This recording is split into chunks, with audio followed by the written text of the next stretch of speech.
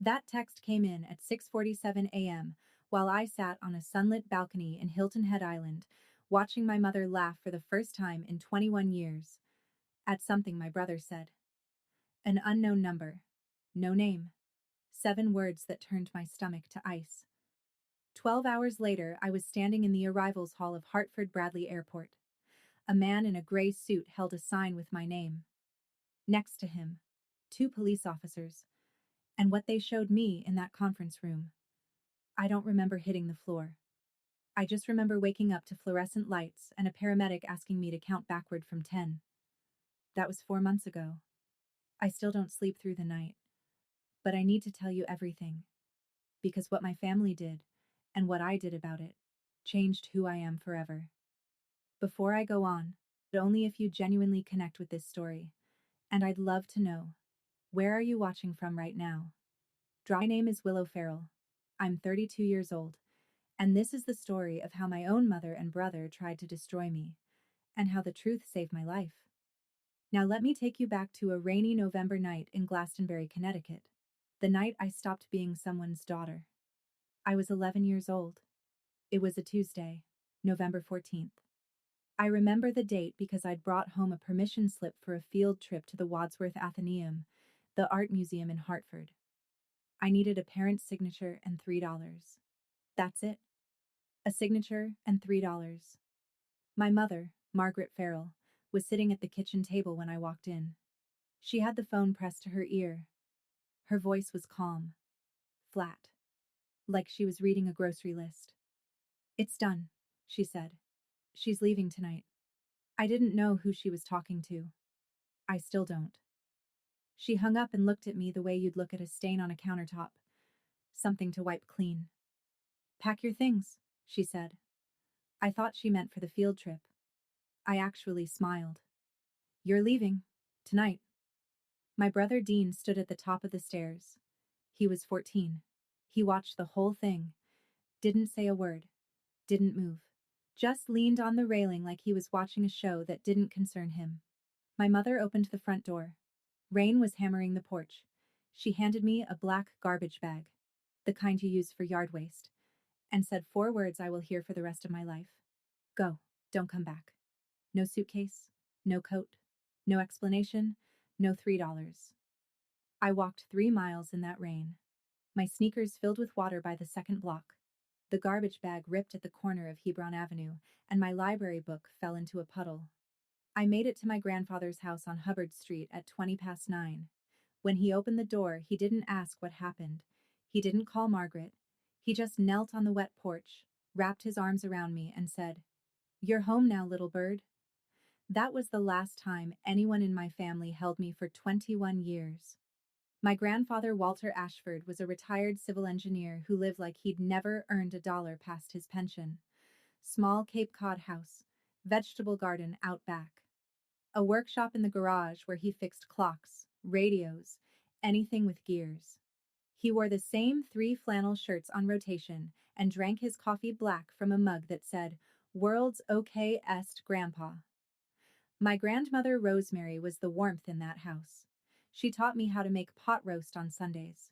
She braided my hair before school. She read to me every night, even when I was 12 and probably too old for it.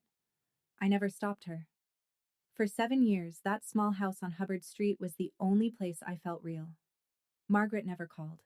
Not once. Dean didn't write. No birthday card, no Christmas visit. Nothing. It was as if I'd been erased from their lives with the same ease my mother used to wipe the kitchen counter. My grandfather never forced the subject. But once, when I was 13 and crying in the garage because a girl at school asked why my mom didn't come to the parent conference, he set down his wrench and said something I didn't understand until decades later. "Someday you'll understand why I'm saving the best for you. Not now, but someday." I noticed things. Small things. A man in a gray suit who visited my grandfather every few months. They'd sit in the study with the door closed. I'd hear low voices but never full sentences.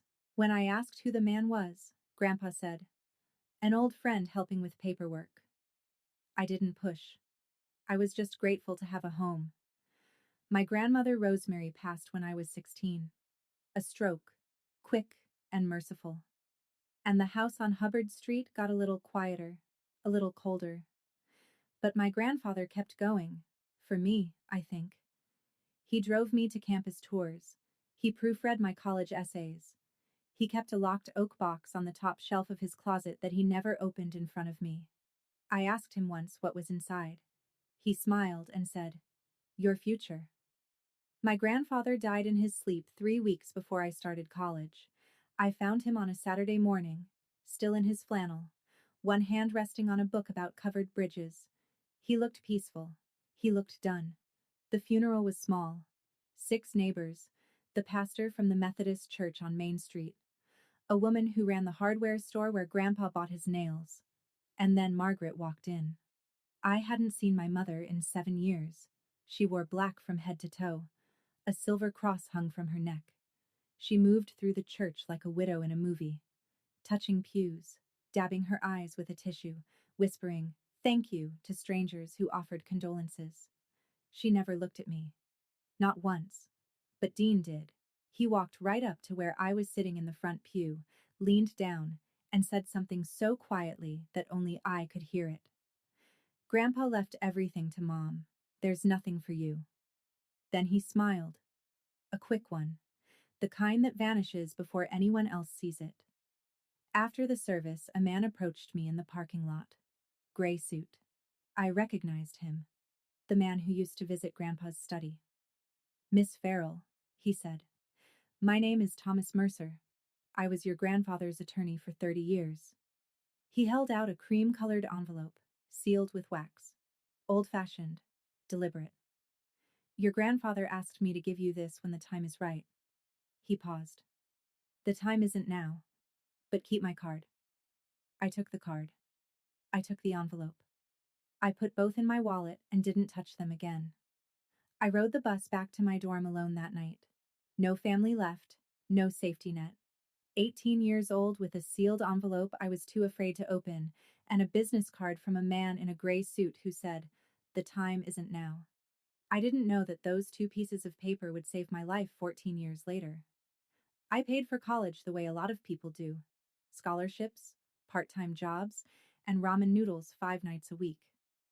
I studied computer science at UConn, graduated with honors, and moved to San Francisco with $600 and a carry-on suitcase.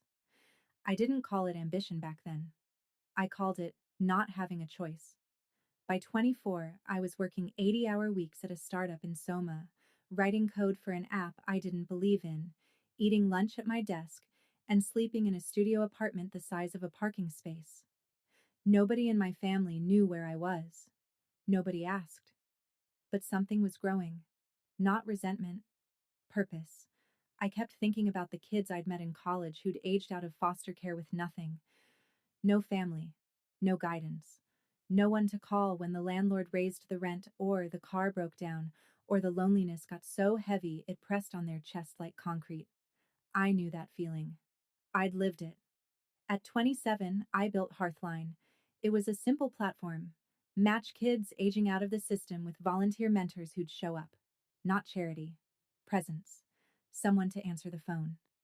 By 30, a venture fund believed in it enough to invest. The company was valued at $47 million. On paper, I was wealthy. In practice, I was still the girl in sneakers walking 3 miles in the rain.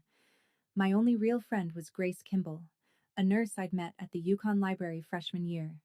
She was from Brockton, Massachusetts. Direct, stubborn. The kind of person who'd tell you your haircut was terrible before asking how your day went. Grace knew everything about my past, and she had one rule about my family. "If they ever come back," she told me once over Thai food in the Mission, "it's not because they miss you, it's because they need something." I believed her. Mostly. But there's a difference between believing something in your head and believing it in the part of you that still keeps a garbage bag in the back of your closet, just in case. One night, years later, I found a line buried in my UConn financial aid records. Part of my scholarship had been funded by an anonymous educational trust. No name, no trail, just a deposit every semester like clockwork. I couldn't trace it. But I had a feeling I already knew. The call came on a Wednesday, 9:14 p.m. Pacific Time. I was on my couch in San Francisco, half watching a documentary about bridge engineering, a habit I'd inherited from Grandpa, when my phone lit up with a Connecticut area code. I almost didn't answer. I wish I hadn't. Willow? The voice was older, shakier, but unmistakable. It's your mother. Silence. Mine, not hers. I know I don't deserve this call. She told me she'd been diagnosed with early stage cancer. She said she'd been going to church every week. She said she'd changed. She said the word sorry 4 times in 2 minutes, and each time it sounded more rehearsed than the last. Then she said the thing that cracked me open. I want us to be together. All of us. Before it's too late. A vacation. Hilton Head Island. As a family. She paused. Dean wants to apologize too. I said no. She cried. I hung up and called Grace. Cancer card? Grace said. Classic manipulation. Don't go. I didn't sleep for 3 nights. I stared at the ceiling and argued with myself the way only someone who's been abandoned can argue. Half logic, half that desperate little voice that still whispers, maybe this time will be different. On the third night, I picked up the framed photo on my nightstand. Me and Grandpa, sitting on his porch, the summer I was 15. He was smiling like he knew something I didn't. He'd want me to try. I was sure of it. I called Margaret back. I'll come. 3 days. Not 5. I'm booking my own flight and my own room. She agreed to everything instantly.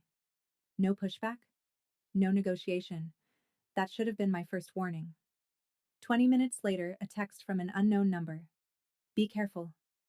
2 words. No name. I thought it was spam. I deleted it.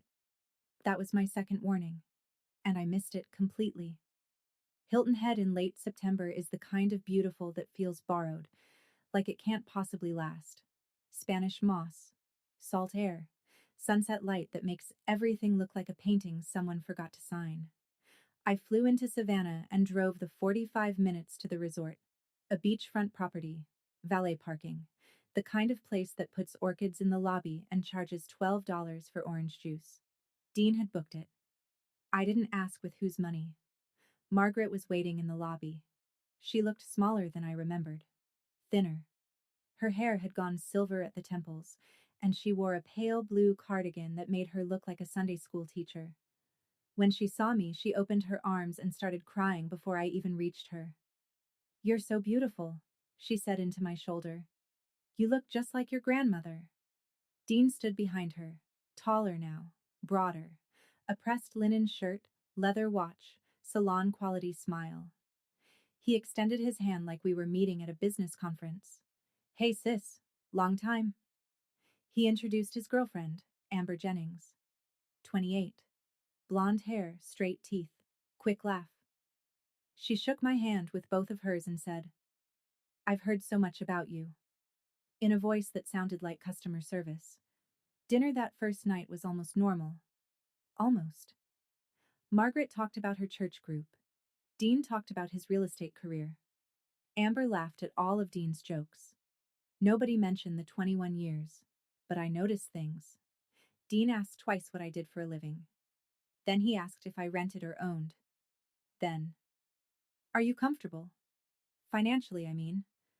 Families should take care of each other. I gave vague answers, smiled, ate my fish, and when I got back to my room, I checked my phone. A new text from that same unknown number. Did your brother ask about money yet? This time, I didn't delete it. I took a screenshot.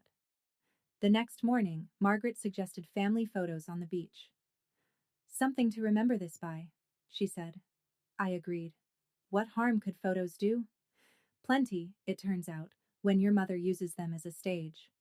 She flagged down a resort employee to take the pictures, and while the young woman adjusted the angle, Margaret leaned in and said, loud enough for everyone nearby to hear. My daughter came back to me after years of running away. She's always been the stubborn one. Running away, as if I'd left by choice, as if I hadn't been pushed out a door at 11 with a trash bag in the rain. I didn't correct her. I stood there in the sand with my arm around a woman who'd rewritten my childhood for an audience of strangers, and I smiled for the camera. Dropped half an octave. Look, I'll be dropped half an octave. Look, I'll be honest. I've hit some rough patches, a few debts. Nothing major. He shrugged like a man describing a parking ticket. Have you ever thought about investing together? As siblings? I'm not in a position to invest, I said. He pivoted fast. You know Grandpa left everything to Mom, right? His house, his savings? Not a lot, honestly. He was watching my face. Testing. I didn't know the details, I said. Which was true. That night, I was brushing my teeth when I heard voices in the hallway outside my door. Margaret and Dean. Low. Tense. She doesn't know, Margaret said. Keep going. She's suspicious, Dean replied. Then be better at it. I pressed my back against the bathroom wall. My toothbrush was still in my mouth. My hands were shaking. I waited until the hallway went quiet. Then I picked up my phone and texted the unknown number. Who are you? 3 minutes passed. Then, someone your grandfather trusted. Morning. Day 3. The last day I'd agreed to stay. Dean came to breakfast carrying a manila folder. He set it on the table between the salt shaker and the butter dish, casual as a newspaper. So, I've been looking into Grandpa's estate, he said. Turns out there's property and accounts that were never properly distributed. He opened the folder and slid a stapled document toward me. Mom and I think it's fair if we all sign this, just to consolidate things under one family trust. I picked it up. The header read, Family Trust Agreement, Ashford/Farrell Estate. I'm not a lawyer, but I've spent 5 years reviewing contracts for my company. I know what a power of attorney clause looks like when it's dressed up in family language. And this document was handing Dean full control over every asset tied to the Ashford name. I need time to read this properly, I said. It's just a formality. Dean leaned back. Mom already signed. Margaret pulled my hand back. I said I need time. Pulled my hand back. I said I need time. Dean's jaw tightened. Amber glanced at him, then looked down at her phone. Back in my room, I photographed every page and sent the images to my attorney in San Francisco. 2 hours later, he called. Don't sign anything, he said. This document would give your brother control over assets you might not even know you have. I sat on the edge of the bed. My phone buzzed. The unknown number. Longer this time. Fly home. Don't say anything to your mother and brother. There's a flight at 6 a.m. from Savannah. Take it. A car will be waiting at Hartford. Don't be afraid. I sat on that bed for an hour staring at the message. My hands were shaking. I kept thinking, what if this is a scam? What if someone is trying to separate me from my family again? But then I thought, what family? The one that kicked me out at 11? The one that just slid a trap across the breakfast table and called it legacy? I had to choose. And I chose to trust a stranger over my own blood. Would you have done the same? I still don't know if it was courage or just survival instinct. Let me know later. I go back and forth. I set my alarm for 4:30 a.m. and didn't sleep at all. 4:30 a.m. Still dark. The resort hallway smelled like chlorine and hibiscus. I grabbed my carry-on. I never unpack fully in places I might need to leave, and took the service stairs to the ground floor. No checkout. No note. I ordered an Uber from the parking lot and watched the resort shrink in the rearview mirror as we pulled onto Highway 278.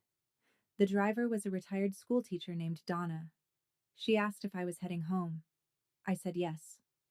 That was the truest thing I'd said in 3 days. At Savannah Hilton Head International, I checked in for the 6 a.m. flight to Hartford. The gate was half empty. A businessman, a mother with a sleeping toddler. Me, sitting in a plastic chair with a coffee I couldn't drink, rehearsing goodbye speeches I'd never give. I texted Grace from the boarding line. Something is very wrong. I'm leaving. I'll call you when I land. Grace, bless her. Thank God. The plane lifted off at 6:05. I watched the coastline tilt and fall away. The island, the resort, the family I'd let myself believe in for 72 stupid, hopeful hours. My phone buzzed at 7:30. Dean. Where are you? Mom is worried sick. Then Margaret. Willow, please don't do this to me again. Then Dean, 1 minute later. We need to talk about the trust. It's important. 3 messages in 10 minutes. Concern, guilt, then pressure. A perfect escalation. I'd watched Margaret do this my whole childhood. The soft open, the wounded middle, the sharp close. Dean had learned well. I turned off my phone and leaned my forehead against the window. And that's when I felt it in my jacket pocket. A business card, soft with age, its edges worn to felt. Thomas Mercer, attorney at law. I'd carried it in my wallet for 14 years, transferred it to jacket after jacket, never knowing why I couldn't throw it away. Now I knew.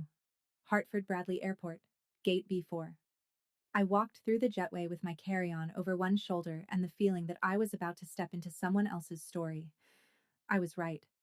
A man stood in the arrivals area holding a small sign, W. Farrell. Gray suit, silver hair, 70-ish. Beside him, 2 Connecticut State Police officers in pressed uniforms, hands at their sides. Not aggressive, but present. The man lowered the sign when he saw me. Miss Farrell, my name is Thomas Mercer. I was your grandfather Walter Ashford's attorney for 30 years. He offered his hand. Steady grip, kind eyes. We need to talk, privately. They led me to a small conference room near the airline offices. Beige walls, a round table, 4 chairs. Thomas sat across from me and placed 3 items on the table with the precision of a man who'd rehearsed this moment.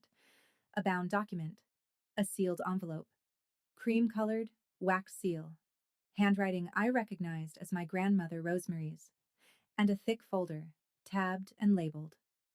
Your grandfather drafted this will in 2012, Thomas said. It names you, Willow Farrell, as the sole beneficiary of his entire estate. I stared at him. That includes the house on Hubbard Street, savings accounts, investment holdings accumulated over 40 years. He paused. The estimated value is $2.8 million. The room tilted. I gripped the table. He instructed me to execute the will when 2 conditions were met. First, you turned 32. Second, your family made contact with you. Why those conditions? Because he knew they'd only come back if they found out about the money. Thomas opened the thick folder. But that's not why the police are here.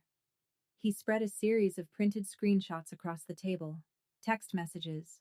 Between Dean and a contact saved as V. The first one read, "She's here. Room 412. If she doesn't sign by Thursday, go to Plan B." The reply, "Plan B costs double." Dean's response, "Whatever it takes." Thomas introduced the woman sitting quietly at the end of the table. I hadn't noticed her when I walked in, which I'd later learn was the whole point. "This is Rachel Dunn," Thomas said. "Private investigator. I hired her 6 weeks ago, the day your mother called you." Rachel was compact. 40s. Short brown hair, no jewelry, a face that gave nothing away. She opened a laptop and turned it toward me. "Your brother owes $340,000, she said. "Mostly online gambling. His creditors are not patient people." She clicked through a timeline. Dean had discovered the will 6 months earlier by breaking into the vacant house on Hubbard Street and finding a draft copy in Grandpa's desk. He told your mother. Together, they devised the vacation plan. Rachel's voice was clinical, precise. Step 1. Reconnect. Step 2. Get you to sign the family trust document, transferring control to Dean. Step 3.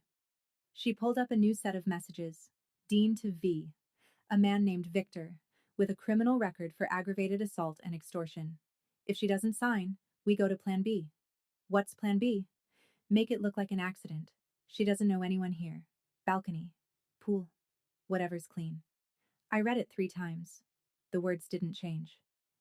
Your brother was arranging your murder, Rachel said. Then she showed me the message I couldn't look away from. Dean to Margaret.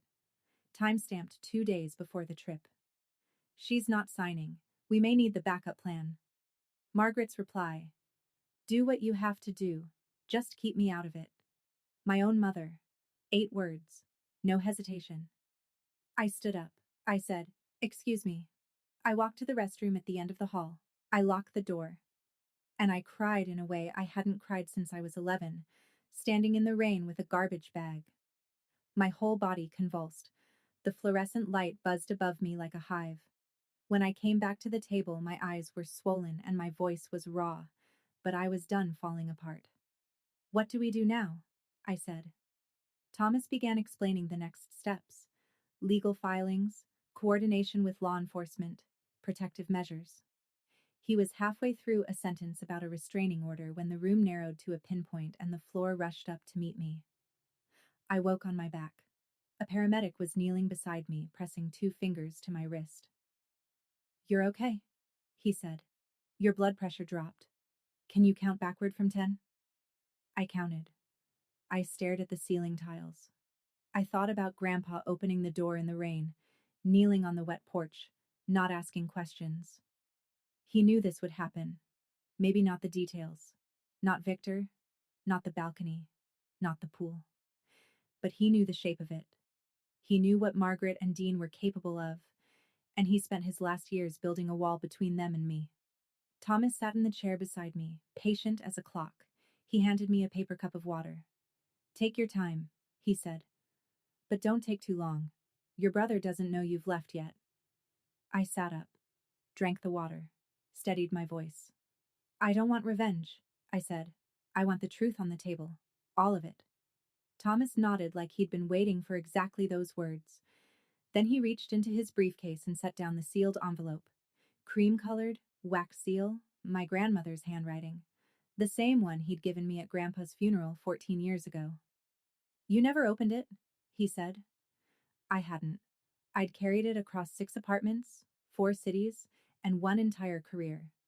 It had traveled in jacket pockets and shoeboxes and the bottom of filing cabinets. I'd touched it 100 times and never broken the seal. "Open it when you're ready," Thomas said. "Your grandmother Rosemary wrote it the week before she passed." I slipped the envelope into my bag. Not yet, but soon. First, I had a brother to stop. Thomas arranged a room at a hotel in Hartford. Quiet, clean, away from anything with the name Farrell attached to it. Grace flew in from Boston that same night. She walked through the door, dropped her bag, and wrapped her arms around me without a word. Then she said what Grace always says. "I told you. I told you not to go." "I know." I leaned into her shoulder. "But if I didn't go, they would have found me eventually." She didn't argue. She knew I was right. While Grace ordered room service, I couldn't eat. The machinery of consequences was grinding forward 2 states away. Connecticut State Police had coordinated with law enforcement in South Carolina. The plan was clean. Arrest Victor first at Hilton Head, then take Dean the following morning back in Glastonbury. I sat on the hotel bed while Grace dozed in the armchair. Midnight. The city hummed outside the window. I pulled the envelope from my bag. The wax cracked like a whisper. Inside, 1 sheet of stationery, pale yellow, and a photograph. Rosemary's handwriting was careful, deliberate, the kind of penmanship they taught in schools that don't exist anymore. "My dearest Willow, if you're reading this, it means your grandfather is gone and I'm gone, and someone is trying to take what's yours. I'm sorry I couldn't protect you while I was alive, but I want you to know, you were never the problem. Your mother was broken long before you were born, and she broke you instead of fixing herself. You deserve the world, little bird. Build your own nest. Grandma R." The photograph. Me at 5 years old, sitting on Rosemary's lap, both of us laughing at something outside the frame.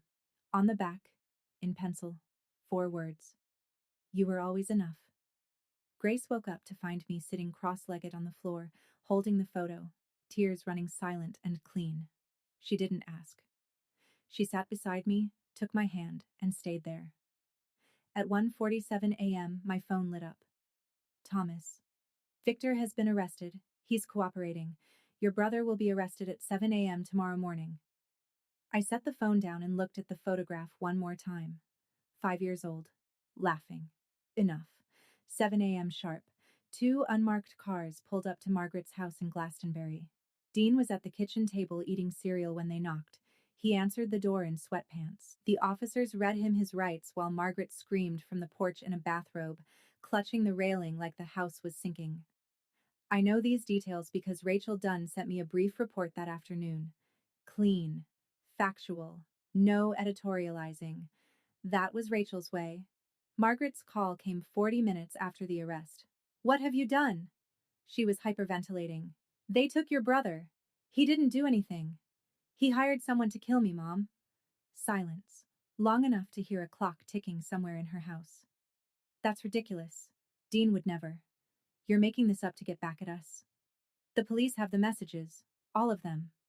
I let that settle, including yours. What messages?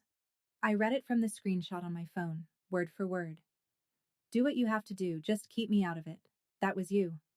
10 seconds of nothing, then quieter. That was about the trust documents, not about hurting you. That's for the judge to decide. I hung up, set the phone face down on the nightstand, didn't pick it up again for 6 hours. Over the next few days, the pieces sorted themselves. Dean was held without bail. The nature of the charge, plus Victor's cooperation, made him a flight risk. Amber Jennings vanished. Checked out of the resort the morning of Dean's arrest, canceled her phone number, left no forwarding address. Thomas called that evening. We need to move on the inheritance claim. Your grandfather's property in Glastonbury has been sitting empty for 14 years. He paused. He left instructions about what to do with it. Margaret, meanwhile, had already hired an attorney. Within 24 hours, her lawyer filed a motion to invalidate the will, claiming Grandpa Walter had lacked testamentary capacity when he signed it. The fight for the truth was just beginning. Margaret had always been better at narrative than truth. Within 48 hours of Dean's arrest, she transformed herself from complicit mother into grieving victim. She posted on her church group's Facebook page, the one with 900 members and a shared prayer list. My daughter is trying to steal her grandfather's inheritance and put my innocent son in jail.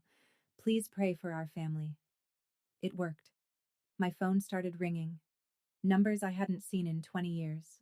Some callers were polite, cautious even. Others were not. A woman from Margaret's Bible study left a voicemail calling me ungrateful. A man whose name I didn't recognize said I should be ashamed of what I was doing to my poor mother. I didn't respond to any of them. There was no point in fighting a story that had been running for 21 years. But then a call came from someone I didn't expect. Willow? This is Patricia Boyd. I lived 3 houses down from your mother on Sunset Terrace. I remembered her. Barely. A tall woman with garden gloves who waved from her driveway. Your mother told everyone you ran away at 11 because you were a troubled kid, Mrs. Boyd said.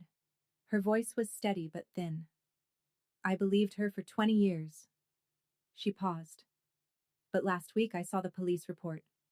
What police report? The night you left. A neighbor, me, actually, called the police because I saw a child walking alone in the rain carrying a garbage bag. An officer went to your mother's house. She told him you'd gone to stay with relatives voluntarily. They closed the case. A police report. Filed the night I was thrown out. Margaret had lied to the officer's face and the case had simply disappeared. I didn't know about any of it. I'm calling because I owe you an apology, Mrs. Boyd said. I should have followed up. I should have looked harder. I didn't. Thomas later confirmed. Grandpa Walter had kept a copy of that police report. It was in the file alongside the will. He'd known about it from the beginning. And then Thomas told me something that broke me open all over again. Your grandfather tried to get legal custody of you, multiple times. Margaret threatened to accuse him of abuse if he didn't back off. He chose to protect you from the shadows instead. My grandfather had fought for me, and my mother had used a lie like a loaded gun to stop him. I didn't fight back on social media. I didn't post a rebuttal. I didn't call Margaret's church friends to plead my case. Instead, I did what Grandpa taught me. I built something. Thomas filed the petition to validate the will with the Hartford Probate Court. The hearing was set for 2 weeks out. Margaret's attorney had already submitted the diminished capacity argument, claiming Grandpa Walter was mentally unfit when he signed. It was a common tactic, Thomas said, and almost always a losing one when the signer had a clean psychiatric evaluation on file, which Grandpa Walter did, dated 2 weeks before the will was signed, conducted by Dr. Alan Fielding, a board-certified psychiatrist still practicing in New Haven.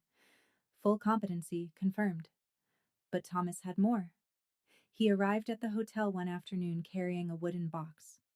Oak. Old. Brass latch. I recognized it instantly. The box from Grandpa's top shelf. The one he never opened in front of me. Your grandfather's house has been sealed since his death, Thomas said. This was in the master closet. He left instructions that I should give it to you when the legal process began. I opened it. Inside, 7 leather-bound notebooks. Grandpa Walter's handwriting. A diary spanning 7 years. From the year I moved in to the year he died. I opened the first one at random. March 2009. Called Margaret again. She said Willow is better off without this family. Maybe she's right, but not in the way Margaret means it. He'd documented everything. Every phone call to Margaret. Every refusal. Every legal attempt to bring me home. Every quiet act of protection that I never knew about. Your grandfather didn't just plan for your future, Thomas said, adjusting his glasses. He documented the past. He knew this fight was coming. I called Mrs. Boyd that evening. Would you be willing to testify? I asked. About what you saw that night? About Margaret telling the police I'd gone to stay with relatives? Yes, she said, without hesitation. I should have done it 21 years ago. Meanwhile, Grace helped me connect with a nonprofit organization that specialized in transitional housing for youth aging out of foster care. Grandpa's house on Hubbard Street had been empty for 14 years. His will included a specific note about the property. Not a clause, not a condition. Just a line in the margins of his own handwriting. For the children who need a door opened. I was starting to see the full picture now. My grandfather hadn't just saved me. He'd designed a blueprint for what came next. He just didn't live long enough to hand me the key himself. 3 days before the hearing, Dean's defense attorney reached out to Thomas with an offer. Dean would plead guilty to criminal solicitation, a lesser charge, in exchange for Willow not pursuing civil damages. Thomas relayed the message over the phone. I don't want his money, I said. I want him to face what he did. That same afternoon, Margaret called. Not crying this time. No church voice. No trembling hands you could hear through the speaker. This Margaret was the one I remembered from childhood. The real one. Cold. Measured. Stripped of performance. Drop the charges, she said.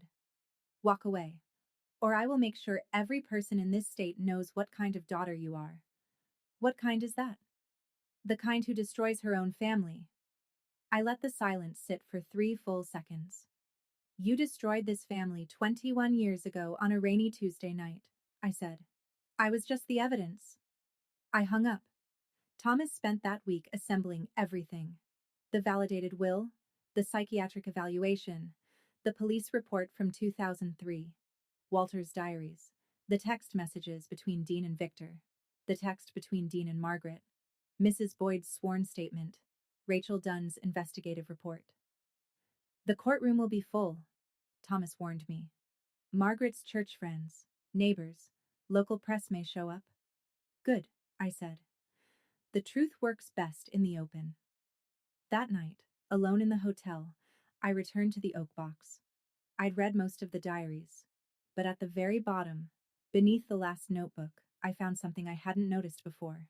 A savings book, a college education fund. The name on the account, Willow Farrell. Opened the day I was born. The final entry was a deposit dated 3 months before Grandpa died, and on the last page, in his careful engineer's handwriting, for the nest you'll build yourself.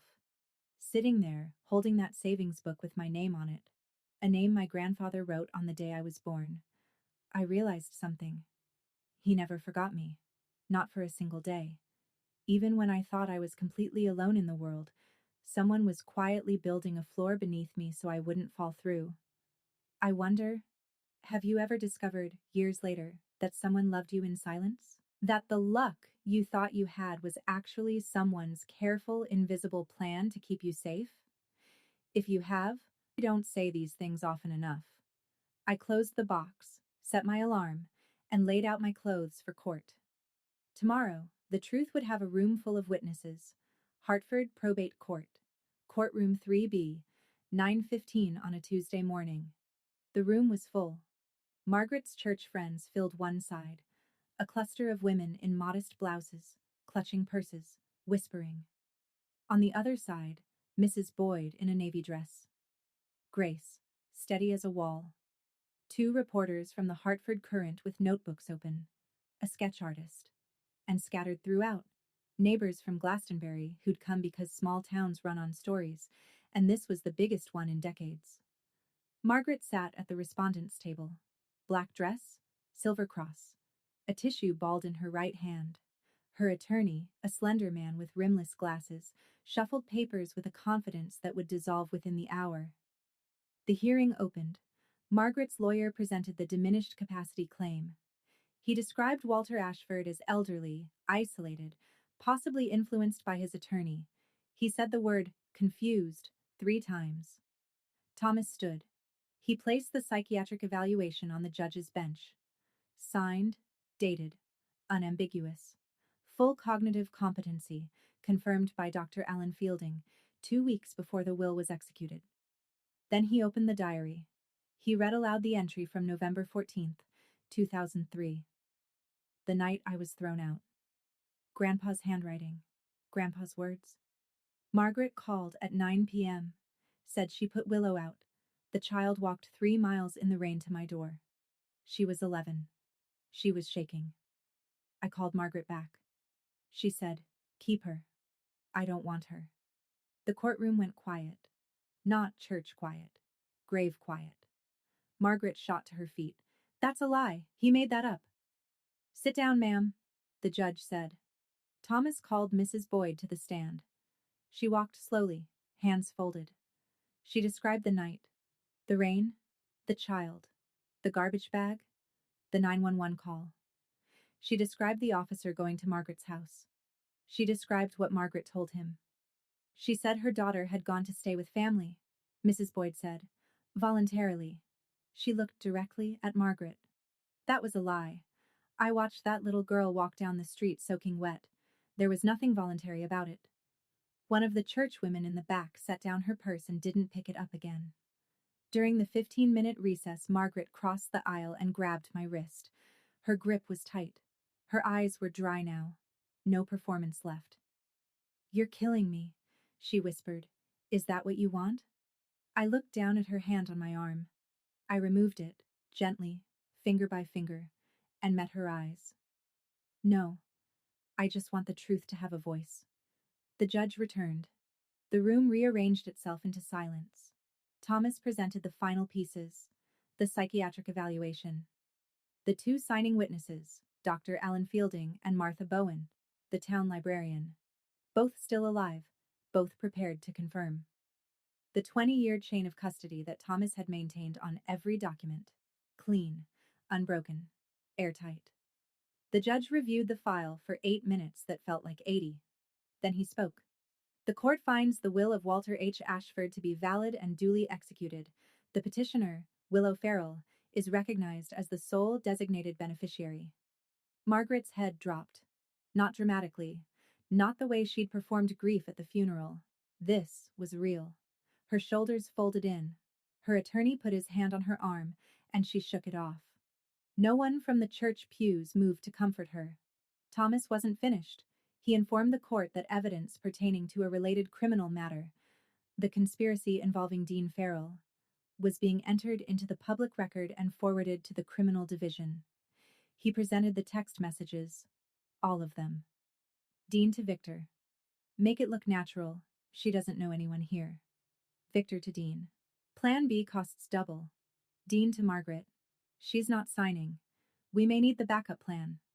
And Margaret, in 8 words that echoed through that courtroom like a gunshot. "Do what you have to do. Just keep me out of it." The church women stared at Margaret as if she'd removed a mask they didn't know she was wearing.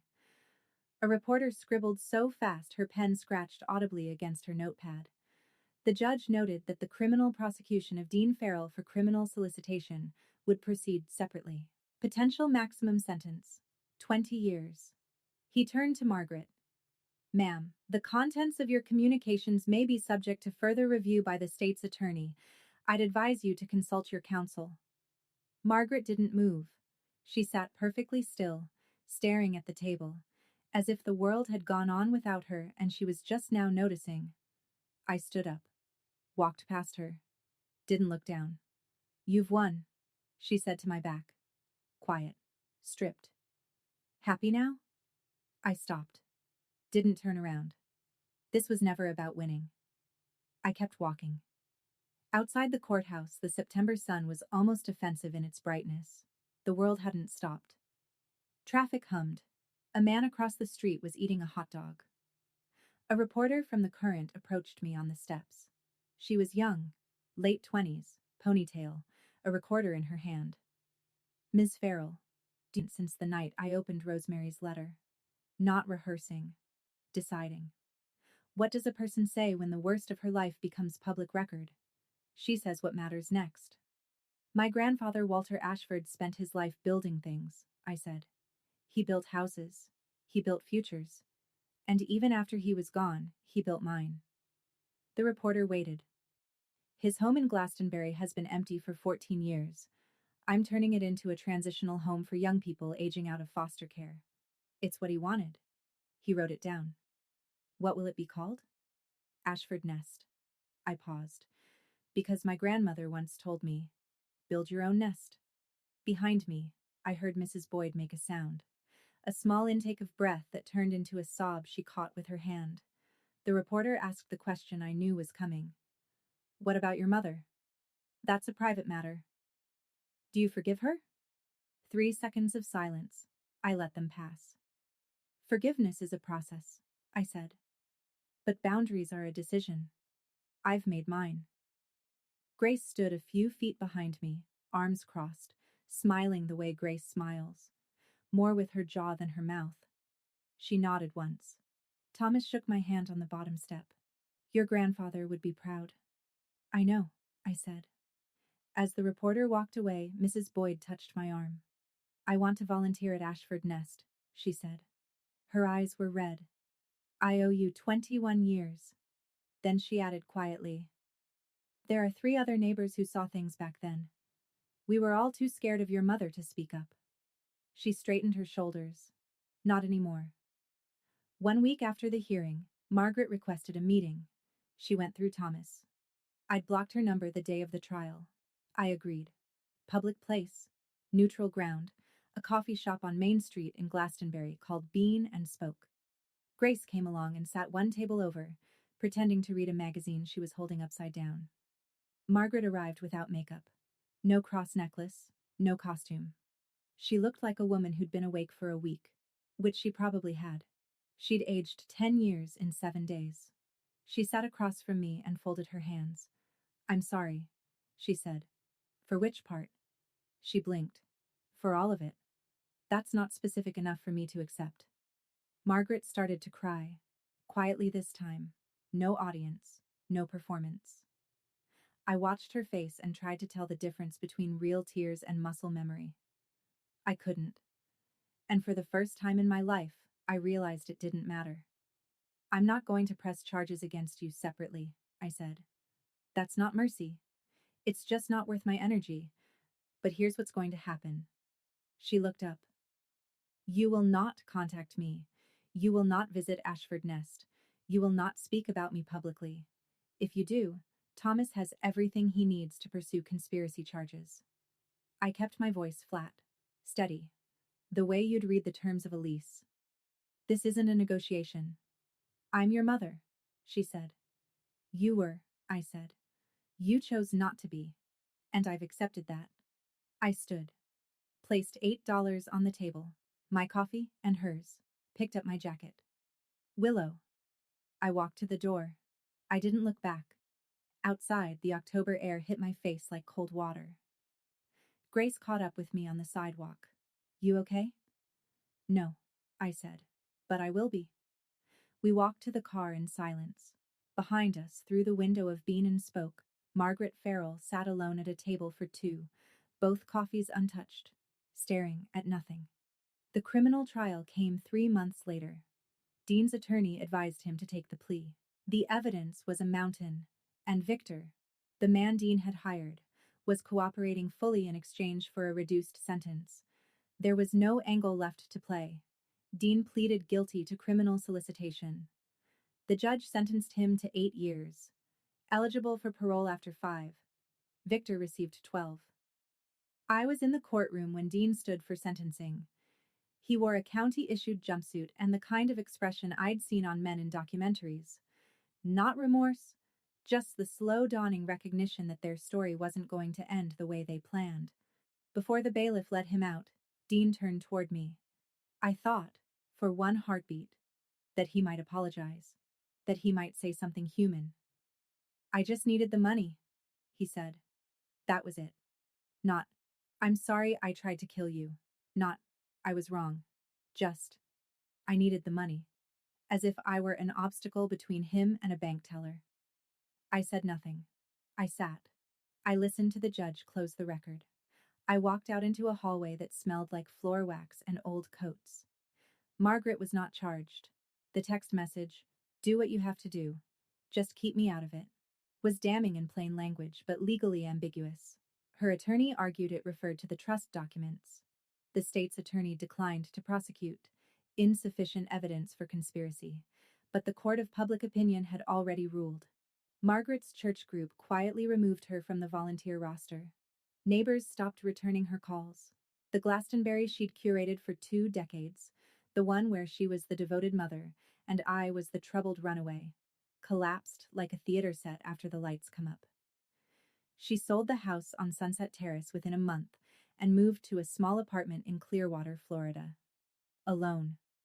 Rachel Dunn's final report answered one last question. Amber Jennings wasn't Dean's girlfriend of 2 years. They'd met on a dating app 3 months before the trip. Rachel traced Amber's phone records. She'd texted Dean a photo of my passport and my flight itinerary the first night at the resort. That's how Dean knew my room number. That's how Victor would have found me. Amber was never charged. She simply ceased to exist in the story.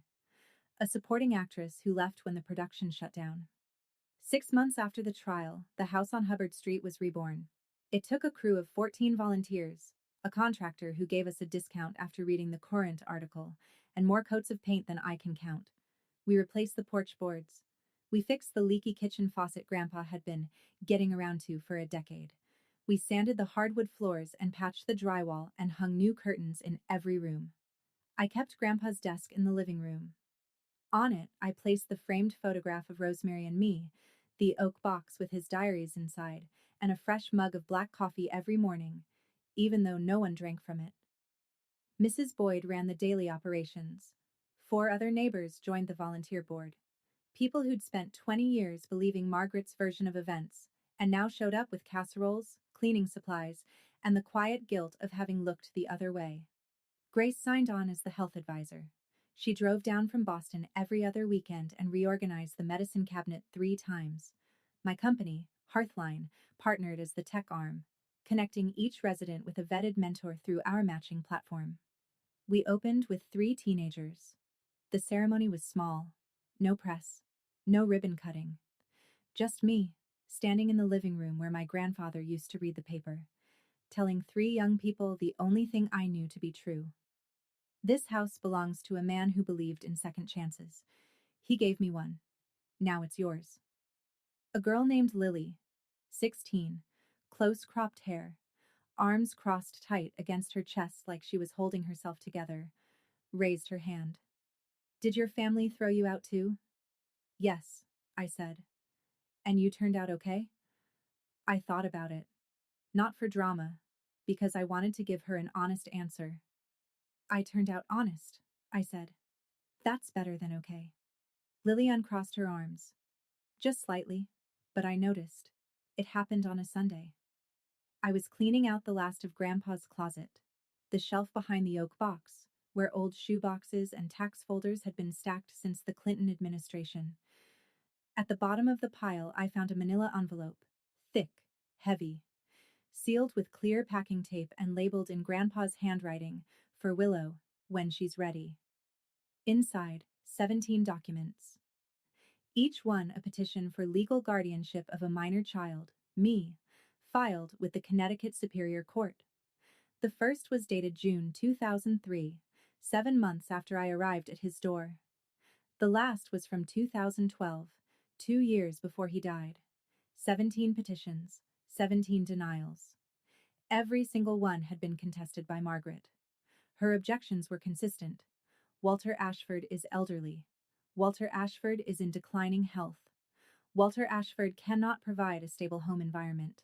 The same lies, copy-pasted year after year, stamped and filed by a woman who hadn't set foot in her father's house since she threw her daughter out of her own. I sat on the closet floor with the petitions fanned out around me like a collapsed deck of cards. 17 times he'd walked into a courtroom for me. 17 times my mother slammed the door. And he never told me. Not once. Thomas confirmed it that evening by phone. He didn't want you carrying that weight while you were building your life. He said, and these were his words. Let her think she's free. She'll fight harder. But there was one more thing. Clipped to the 9th petition, the one from 2005, was a supporting affidavit signed by someone I hadn't thought about in over 20 years. My father, Robert Farrell, the man who left when I was 4 and never looked back.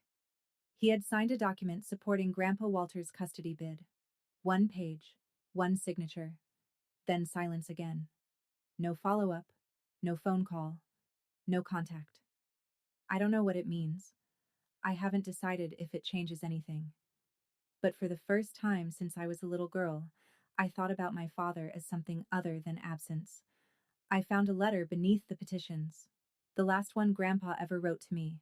Undated, unsigned, as if he'd started it, put down the pen, and never picked it up again.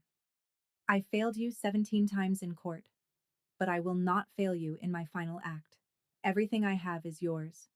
Use it to build what I couldn't, a home no one can take from you. I pressed the letter against my chest, closed my eyes, and let myself cry for the last time in this story. 3 months after Ashford Nest opened, Mrs. Boyd called me on a Wednesday afternoon. Your mother is outside, she said. She's just standing on the sidewalk, across the street, looking at the house. I walked out the front door. Margaret was on the opposite curb, wearing a beige coat and flat shoes. No makeup, no cross. She looked like a woman returning to a place that had moved on without her, which is exactly what she was. She saw me and didn't wave, just stood there, like she was waiting for permission to exist. He gave it to you, she said. The whole house. He gave it to the children who need it. I grew up in that house, and I was thrown out of yours. I stayed on my side of the street. She stayed on hers. We both have memories. The difference is what we do with them. Wind pushed a crumple of dry leaves between us. Somewhere inside, I could hear Lily helping a new resident find the bathroom. Can I come in? Margaret said. Just once. I stood still for 5 seconds. I thought about the rain, the garbage bag, the phone call. Keep her. I don't want her. The 17 petitions, the text to Dean. I thought about all the rooms in my life that Margaret had either locked me out of or tried to break into. No, I said. This is their safe space, not yours. She nodded. Not dramatically, not with tears. Just a small, tired movement of her head, the kind you make when the doctor gives you the result you already expected. She turned and walked down Hubbard Street. Slowly, hands in her pockets. She didn't look back. I watched until she turned the corner and disappeared.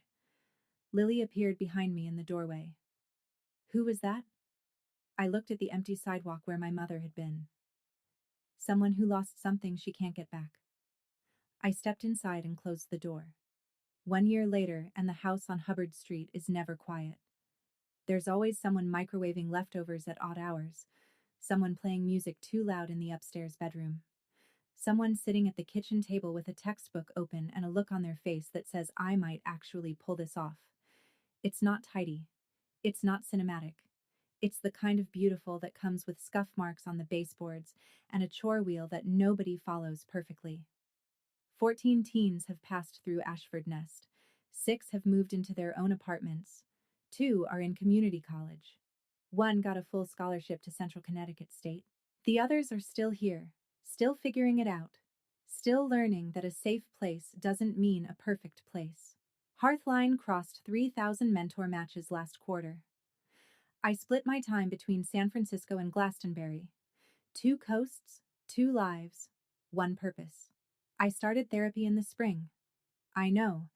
The woman who built a $47 million company from a dorm room couldn't figure out she needed a therapist. But I'd spent 20 years treating resilience like a replacement for healing. My therapist, a calm woman named Dr. Tran who drinks herbal tea and never lets me deflect, helped me understand that surviving isn't the same as being okay. Being strong doesn't mean being unbroken, she said during our 3rd session. It means healing out loud. I'm working on that. Grace visits Glastonbury every other weekend now. We cook in Grandpa's kitchen using Rosemary's recipes, her pot roast, her cornbread, her peach cobbler that never turns out right but tastes like home anyway. I hung a new photo on the refrigerator. Not Margaret, not Dean. It's me, Grace, Mrs. Boyd, Thomas, Lily, and the Ashford Nest kids, crowded together on the front porch, everyone mid-laugh. It's the kind of family photo nobody planned. It's my favorite thing I own. Thomas called on a Tuesday. I have something for you. Can you come by the office? He'd never asked me to come in person before. Everything since the trial had been phone calls and e-signatures. So I drove to his office in downtown Hartford. A 2nd-floor walk-up above a sandwich shop, which felt exactly right for a man who'd spent 30 years keeping his promises without needing a corner office to do it. He was standing by the window when I walked in. On his desk, a single envelope, cream-colored. No wax seal this time. Just my name in Grandpa's handwriting, slightly more unsteady than the last letter I'd read. Your grandfather left one final letter, Thomas said. He gave strict instructions. Deliver it exactly 1 year after the will was confirmed in court. He paused. Today is that day. I sat down. I opened it. Dear little bird, if Thomas gave you this letter, it means you survived. I knew you would. I'm sorry I couldn't be there to see it. I'm sorry I couldn't fight louder. But I hope you know. Every day you lived on your own, you proved that love isn't about blood. It's about choice. You chose to keep going. You chose to be kind when the world gave you every reason not to be. You chose to build instead of burn.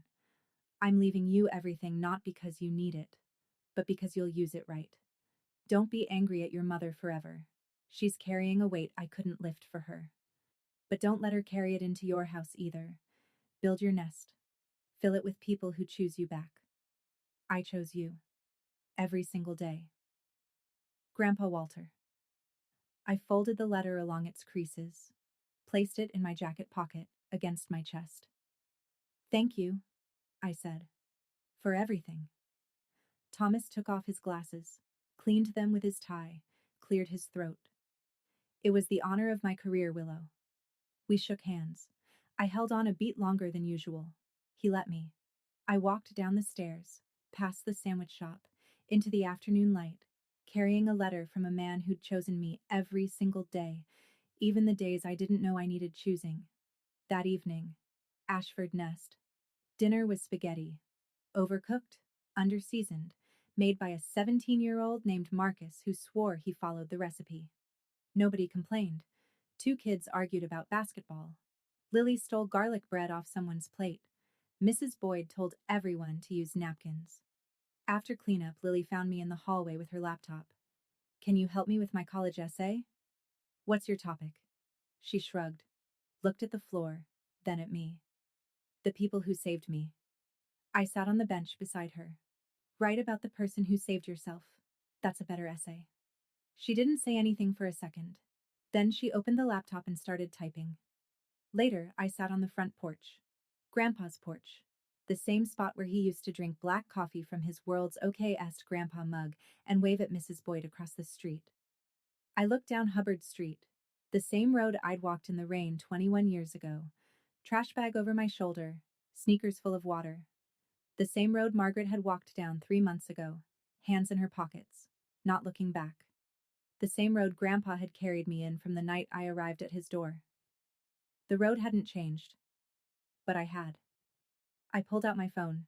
The photo of Rosemary and me, 5 years old, laughing, always laughing. On the back, in pencil, "You were always enough."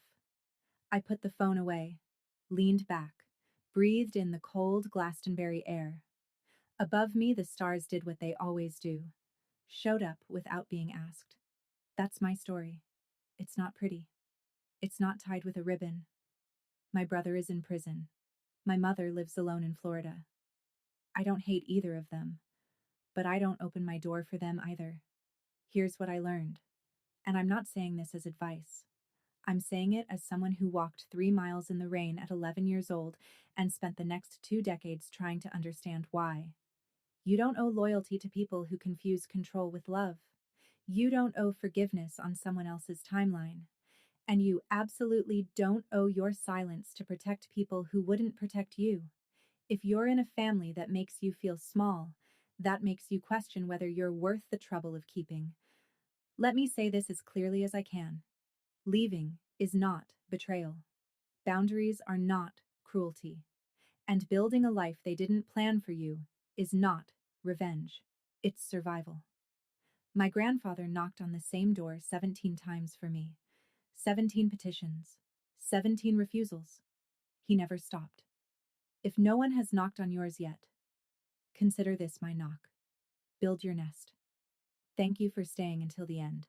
If this story touched someone who needs to hear it today, if you have your own story about setting boundaries with family, about walking away and finding out it was actually I read every single one. And if you want another story about someone who refused to stay small, check the link and subscribe.